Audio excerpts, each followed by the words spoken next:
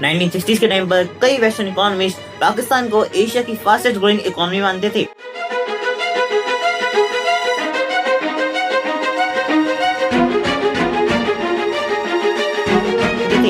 उनके सामने दो कंट्रीज थी, पाकिस्तान और साउथ कोरिया। और शॉकिंगली उस वक्त कई एक्सपर्ट्स को लगता था कि पाकिस्तान का फ्यूचर साउथ कोरिया से भी ज्यादा ब्राइट होगा। जी हाँ, वही पाकिस्तान जिसे आज हम इकोनॉमिक क्राइसिस, इन्फ्लेशन और IMF लोन्स के साथ एसोसिएट करते थे। लेकिन कहानी यहाँ से और इंटरेस्टिंग हो जाती है। आज साउथ कोरिया की इकोनॉमी 1.7 ट्रिलियन डॉलर से भी ज्यादा है। सैमसंग, Hyundai और LG जैसे ग्लोबल ब्रांड उसके पास हैं। और वहीं पाकिस्तान हर कुछ सालों में एक सवाल न्यूज हेडलाइंस में वापस आ जाता है, will Pakistan need more IMF bail out? तो आखिर ऐसा क्या हुआ? कैसे एक इकोनॉमी जो एशिया के फ्यूचर स्टार्स में काउंट होती थी आज इकोनॉमी सर्वाइवल के लिए स्ट्रगल कर रही है?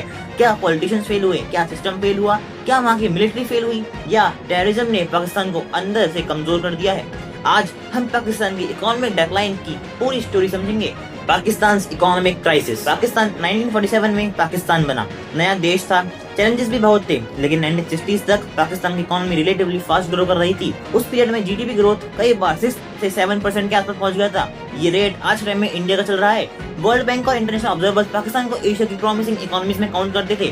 कराची रैपिडली डेवलप हो रहा था, इंडस्ट्रीज ग्रो कर रही थी और फ्यूचर होपफुल लग रहा था। लेकिन फिर शुरू हुआ एक पैटर्न जो पाकिस्तान को आज तक चेस कर रहा है। 1947 के बाद पाकिस्तान ने डेमोक्रेटिक स्टेबिलिटी उतनी कंसिस्टेंटली एक्सपीरियंस नहीं की जितनी कई सक्सेसफुल इकोनॉमीज ने की।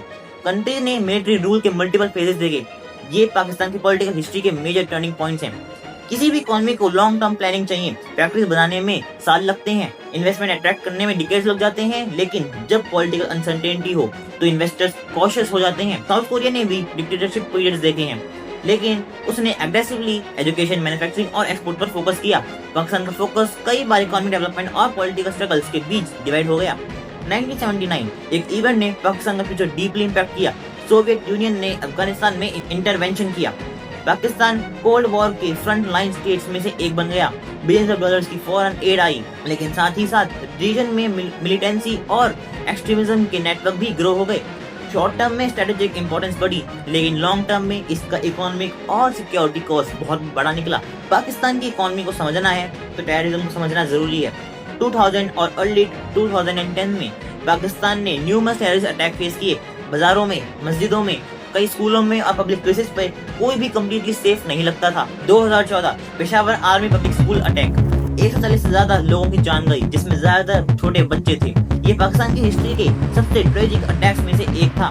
लेकिन टेररिज्म सिर्फ जान नहीं लेता, ये इन्वेस्टमेंट भी डिस्ट्रॉय करता है, टूरिज्म को डैमेज करता है, बिजनेसेस को डिस्करेज करता है और गवर्नमेंट को डेवलपमेंट की बजाय सिक्योरिटी पर ज्यादा खर्च करने पर मजबूर कर देता है। वेरियस एस्टिमेट्स के अकॉर्डिंग टेररिज्म और इनसिक्योरिटी ने पाकिस्तान को डिकेड्स में बिलियंस ऑफ डॉलर्स का इकोनॉमिक लॉस पहुंचाया है। तो अब आते हैं पाकिस्तान की सबसे फेमस प्रॉब्लम पर, डेट यानी कि उधार। जब गवर्नमेंट रेवेन्यू से ज्यादा खर्च करती है तो बोरोइंग बढ़ने लग जाती है और पाकिस्तान में ये प्रॉब्लम बार बार रिपीट हुई है।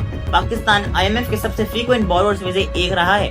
हर कुछ सालों में क्राइसिस, फिर बेल आउट, फिर रिफॉर्म्स, फिर नया क्राइसिस। ये एक विशियस साइकिल बन गया। लेकिन अब एक और प्रॉब्लम है, पाकिस्तानी रूपी। जब करेंसी वीक होती है, इंपोर्ट्स एक्सपेंसिव हो जाते हैं। पाकिस्तान ऑयल इंपोर्ट करता है, मशीनरी इंपोर्ट करता है, इंडस्ट्रियल इनपुट्स इंपोर्ट करता है और जब डॉलर महंगा हो जाता है तो पूरी इकोनॉमी पर प्रेशर बढ़ जाता है, क्योंकि ऐसे टाइम पर पेट्रोल महंगा हो जाता है, इलेक्ट्रिसिटी महंगी जाती है, ट्रांसपोर्ट महंगे जाते हैं और फिर इन्फ्लेशन आम आदमी तक पहुंच जाता है। अब सबसे इम्पोर्टेंट कंपैरिजन, साउथ कोरिया और पाकिस्तान। 1960s में दोनों कंट्रीज का इकोनॉमिक लेवल इतना डिफरेंट नहीं था, लेकिन साउथ कोरिया ने मैन्युफैक्चरिंग जायंट्स क्रिएट किए, सैमसंग, Hyundai, LG, किया और एक्सपोर्ट्स को नेशनल प्रायोरिटी बनाया। पाकिस्तान में भी टैलेंट था, पोटेंशियल था, लेकिन political instability, security challenges, debt dependence और इनकंसिस्टेंट रिफॉर्म्स ने ग्रोथ को स्लो कर दिया। अब सवाल है कि पाकिस्तान के लिए क्या कोई होप है? बिल्कुल है।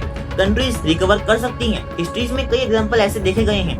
पाकिस्तान के पास यंग पॉपुलेशन है, स्ट्रेटेजिक लोकेशन है, एग्रीकल्चर सेक्टर है, एंटरप्रेन्योर्स हैं, लेकिन सस्टेनेबल ग्रोथ के लिए कुछ चीजें जरूरी होंगी। पाकिस्तान की स्टोरी सिर्फ गरीबी की स्टोरी नहीं है, ये मिस्ड अपॉर्चुनिटीज की स्टोरी है। एक ऐसी कंट्री की स्टोरी है जिसके पास पोटेंशियल था, रिसोर्सेज थे, लोकेशन थी, लेकिन डिकेड्स की इंस्टेबिलिटी, टेररिज्म, डेट क्राइसिस और पॉलिसी चैलेंजेस ने उसकी ग्रोथ को स्लो कर दिया।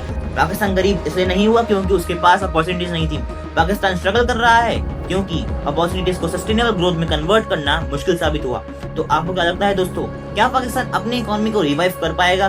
या ये क्राइसिस आगे भी कंटिन्यू रहेगा? कमेंट सेक्शन में आप अपनी राय जरूर शेयर कर सकते हैं। और अगर आपको इस टाइप का कंटेंट पसंद आता है तो make sure to like the video and subscribe the channel. तो मैं मिलूंगा आपसे नेक्स्ट वीडियो में, तब तक के लिए stay connected and stay informed. Thank you.